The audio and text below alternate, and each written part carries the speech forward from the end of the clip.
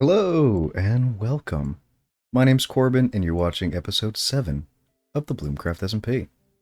Previously we left off on a kind of a short episode. We got a good chunk of the Guardian farm filled out, but it was taking a lot longer than I expected, and then I got caught up with some real life things. So now we're here in episode 7 trying to, I guess, play catch up on the server and get a few more things down just so we can progress the episodes. At the base, if you recall, last episode we have a progress board. So I think for this episode I want to get a definite amount of things done. A few of the easy ones is we could start with the villager trader, which is already for the most part made. I just have to actually put the villagers in their spots and get the trades that I want going.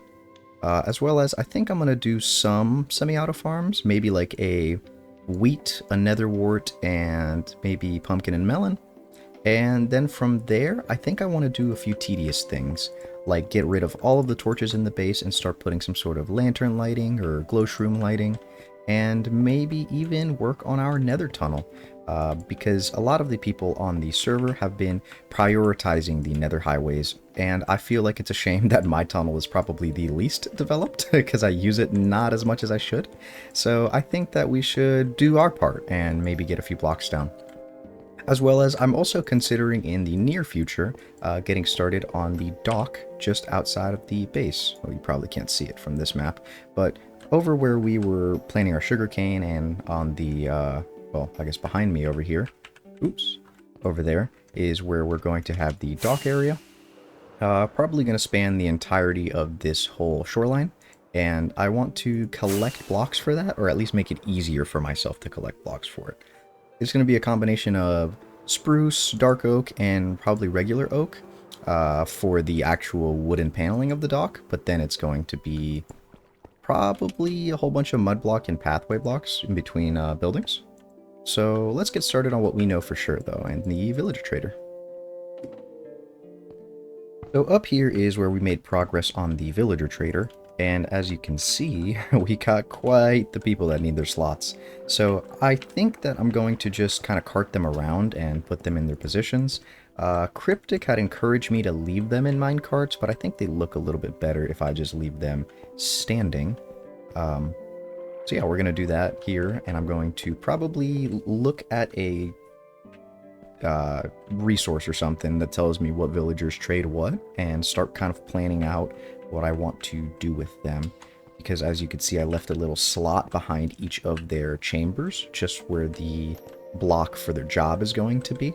But I still need to figure out exactly how I want to job them.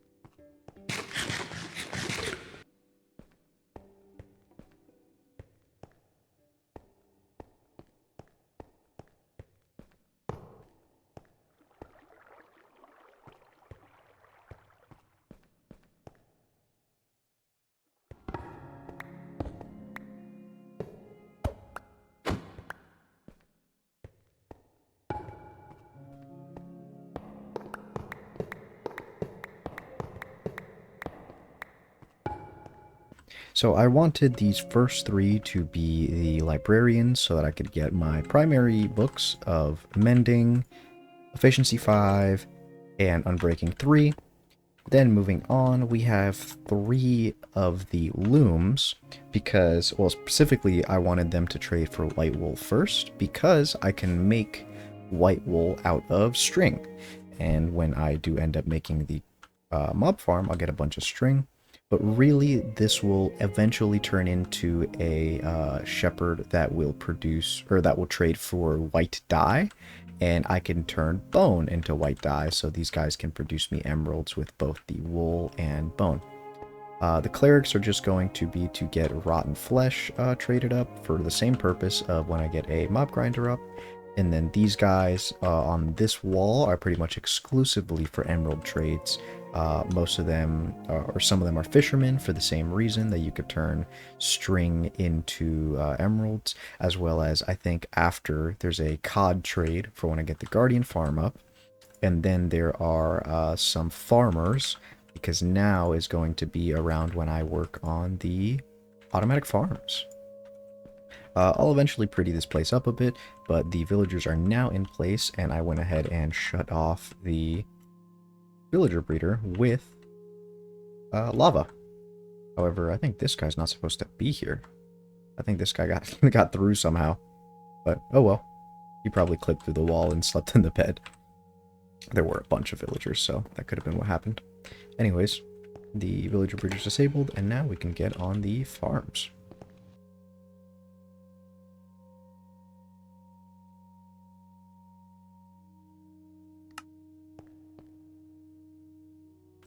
So, under here, pretty much, I'm going to kind of close off this cave a bit. I don't want to see it as much, but I'm going to line this back wall with a whole bunch of farms, and I think I'm going to kind of start a little small scale at first, off-centered, like probably this side over here. I'm going to start placing the pumpkin farm / melon farm, then I'm going to do wheat, potato, and then carrot maybe, all in this section.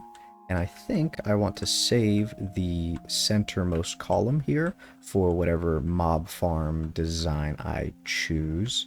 I don't have much room to go up and build the mob farm so that they can, you know, drop down, but I might be able to build it under and then have them water columned up here so that I could have the chamber pretty much front and center view across from this. Before we even get into a position where we can start placing blocks, we've got to collect them first. So for now, I'm going to AFK the skeleton farm so that I can get a lot of that bone for the bone block, and then maybe we'll get to mining some redstone. I don't know. I don't really like doing mining videos, but we might have to do a little bit of caving just so that we get some more resources on our back. Oh, that's nice. Yeah. The road got extended. I was cutting away some pathways, and I realized that it was, one, a lot of work, and two, I didn't exactly know how everybody wanted to connect the roads, because I ended up making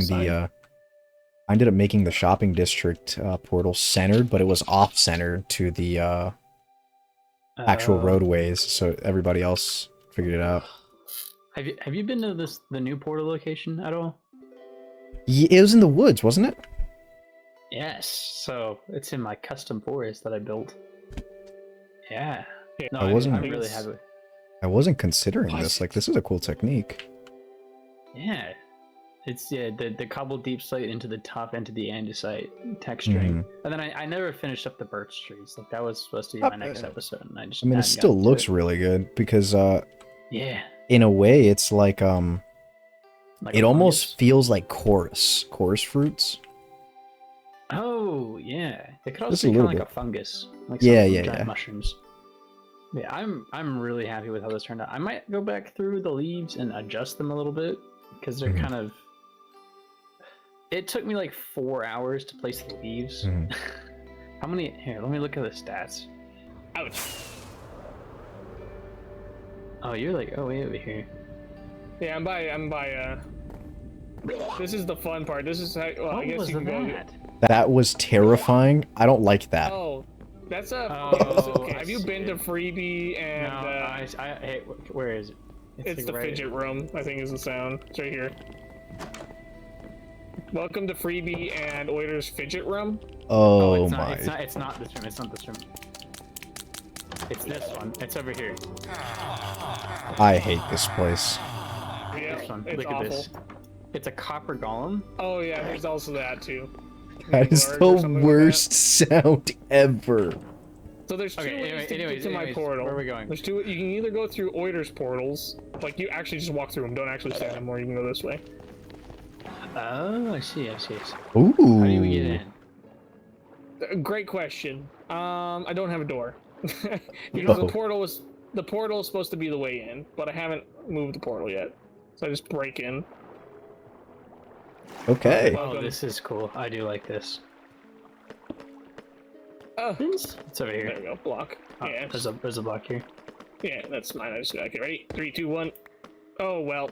Okay. This Well, could have been better. If somebody, you know, I won't say any names, but if somebody set up an ocean monument, Listen, it's a lot of work. Listen, just quit your job and focus on making me happy. Right? You're so right. I should have figured that one out. Yeah, I should have gotten my priorities straight. I can't believe it. But... All right, with that redstone collected, now we can kind of look into how we want to set the farms up. So I'm definitely thinking I want to do some sort of a pumpkin and melon farm that's going to be automatic, and then I want to do a lever in each farm, well, in the wheat, the nether wart, and maybe anything else. I want to have a lever that triggers water to kind of break everything. So I think I want to go with the idea that I have cascading waterfalls, and I'm going to kind of fill in this upper area, maybe to the level of this ring right here. And then I'm going to probably make the farms along this back wall here. I think I'm going to start with the left side most farms first, and then maybe do probably like quarter it, where I have pumpkin melon, wheat, and then maybe carrots, and then nether wart. That seems pretty good, right?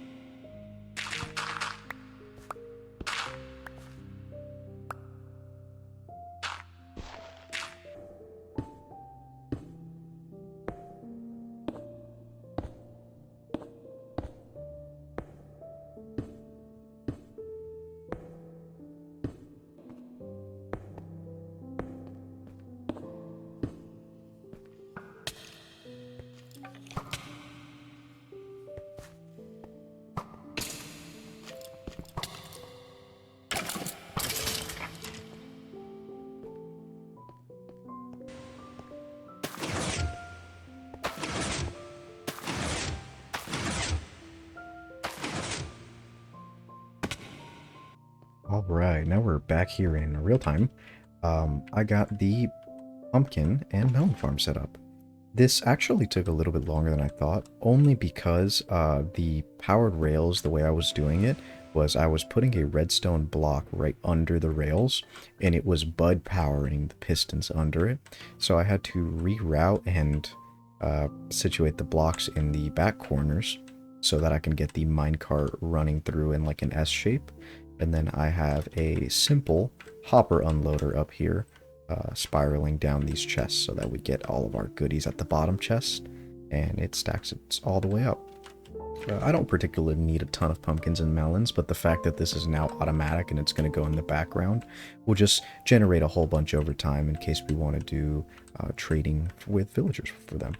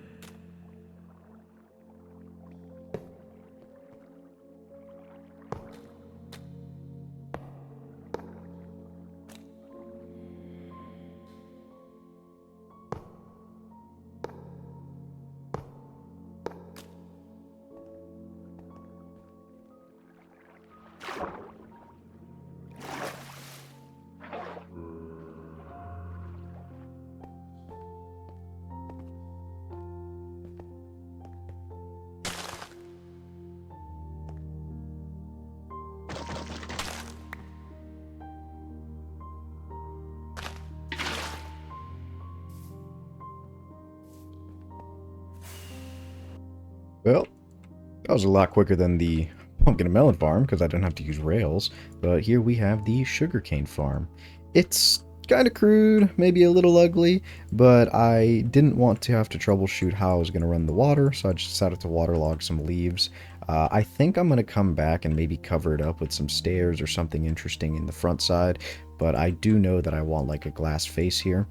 I don't really like how this 2x1 juts out of glass right here, but for now it works. The hoppers are actually right under the mud blocks because of the fact that you can actually pick stuff up with a hopper through a mud block because it's not entirely one block tall. So that kind of makes it an easier conveyor so that I can put all of the outputs into this one line. And I'm eventually going to bubble column it up probably somewhere maybe behind this or here so that I can get it cascading down a chest line like this. I don't actually think I'm going to need that many chests for all of this, but it works and it's functional and it will get me all of the sugarcane I will ever need for a while. I also opted to just do one observer per sugarcane line because I don't see a necessity in having it fire on all of them. I'd rather it just kind of build it up, and then when this one finally stacks, then we get it firing and all of them should work. I shaved off this one column right here of sugar canes because I don't think that the redstone reached all the way. However, if I ever wanted to change that, all I need to do is just move the observer to like the middle of this section so that it gives an equal signal in both directions. But there we have it. The sugarcane farm's done, and I'm going to at some point add the bubble column. But for now, let's work on the next farm. Well, this farm definitely happened in record time. I started like recording and then I forgot to turn on the game sound back on because I need to turn it off most of the time when I'm talking because it starts distracting me. But yeah, this is our little wheat farm chamber, and I guess it could also double as potato. No, carrot, potato, and beets if I wanted to. However, I realized that because of the way I did it on an angle, some of these corners don't get enough light from the far frog light. I think I can maybe replace it with glowstone and they emit a bit more, but I can't be bothered. This is probably plenty of wheat anyways, and I might even do something cool where I put like a little fence post and lamp on the end of it, or maybe even that's where I put some chests if I want to keep some extra supplies inside of the farms. But yeah, the Nether Wart farm is pretty much going to be a duplicate of this in this section right here. Probably a bit smaller because of just how the diagonal is set up. But then again, I don't need many Nether Warts anyways. Before I can even think about doing that, I gotta get more soul sand. Stopping by the shopping district here, I wanted to buy some fireworks, but then I realized that the TP shop is now open for business. Yeah, and I wanted to show that off. So he's got a skulk sensor that automatically opens the door and plays a little sound.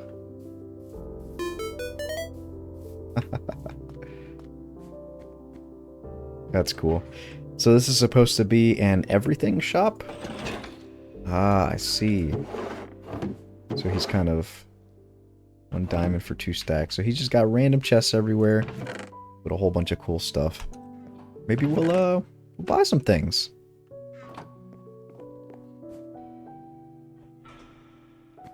Contact book to request a joint business venture. Huh. Maybe I could have him get supplies for the potion shop? Ooh, or maybe I can open up a little spot for sea lanterns here. Let's see, how does this work? Treasure Planet. Joint business venture request. Instructions. If you would like to rent some space in the store and sell your goods, please leave your requests in a book. Okay. In this book. Okay, and Scooter, get in touch. Creepy. Let's see what Freebie's request is. Okay. Oh, he's got lots of pages of stuff. Employees only. Don't mind if I take a look.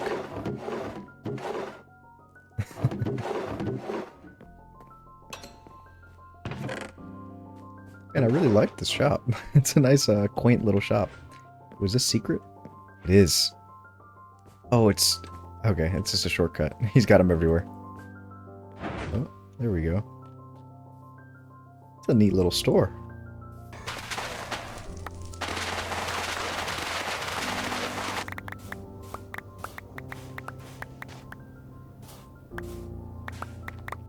Finally, we've wrapped up the farms.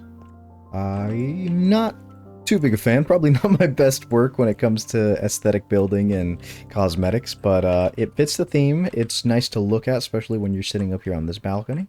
You look down, you can see all the farms growing, getting harvested, and they all work exactly how they're intended to. This pumpkin farm probably took... Making just this one farm took about as long as all 3 of these, but it works flawlessly. Again, the only problem was just that the minecarts, or the rails, were connecting in weird ways, and I had to break and replace them non-stop, and just trying to troubleshoot how I wanted it. But we're good there.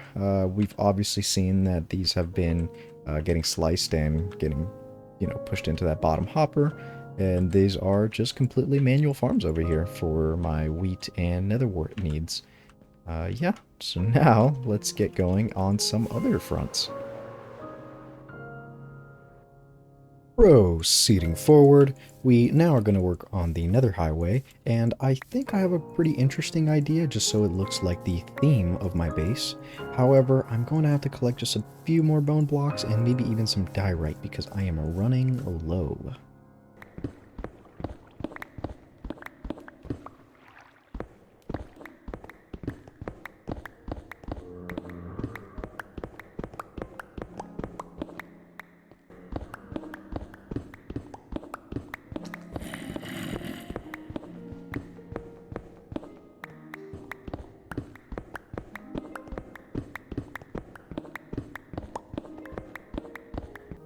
Alright, we meet here in the Nether, where I am now going to get started on clearing out a lot of this area of the tunnel. I've got 4 shulker boxes full of kind of aesthetic blocks that match the theme of my base, and I think I'm going to run it all the way to this... Oops, bunch of biglins. I'm going to run it all the way to this first intersection here. I was thinking about going over there because that's kind of the main highway. This is just kind of like a bisecting highway, but I don't want to...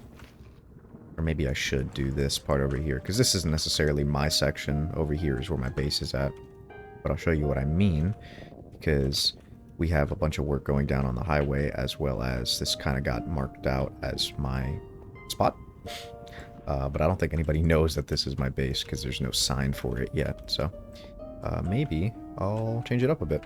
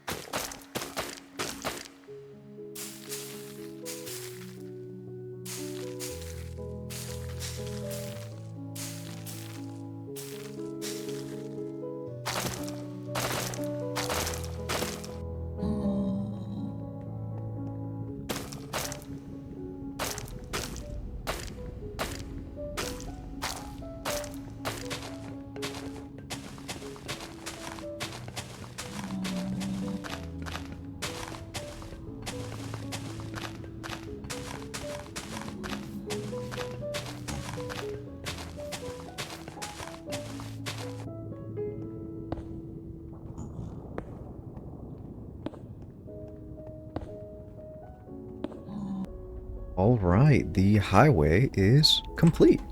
I still have to do the front section right here, so I make it look a little bit more presentable, like it is my highway. But the actual highway itself looks really nice. I tucked the glow lighting in the background because I didn't want to put any lanterns. I wanted to keep it kind of organic. This path right here, I think I'm just going to leave it as a cut through because this path is more so for other people to connect to their bases, I think. So I'm not going to impede this in any way. And then this right here just continues over to my, or over that way. Continues to my section. I haven't done it by boat yet, so I don't know what it looks like going really fast down the ice road. But I'm sure everybody will appreciate finally one of the tunnels getting done in some way, shape, or form. One of the last things I wanted to do for this episode was clear out all of the torches in the base. However, we are getting low on time, just because we did a whole bunch of builds all crammed into one episode to compensate for last episode being so short. I'm pretty happy with what we got done. If we're going to recap, we got the farm section done, as well as the villager trading area, and then the highway tunnel that I just showed. The villagers weren't too terrible, but what took a lot of time is getting the 3 villagers I wanted. The mending, efficiency, and I think this unbreaking. What? What? Well, it was an unbreaking 3 villager. Don't know if it changed because I logged off. But I'll have to get that guy back. Anyways, that's about all the time we have left for this episode. Hope you enjoyed. Later.